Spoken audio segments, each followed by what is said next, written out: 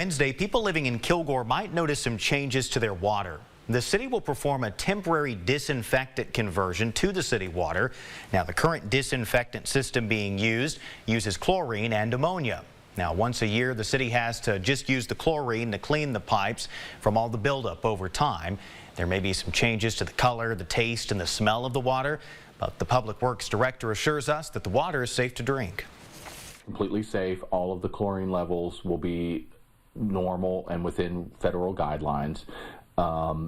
There is a tendency for a bleach smell, kind of like a pool. Again, a Brita filter or your icebox filter, or if you want, letting it sit or or boiling it, but none of that's necessary. Now, the city says this should last between 30 and 45 days. Well, you probably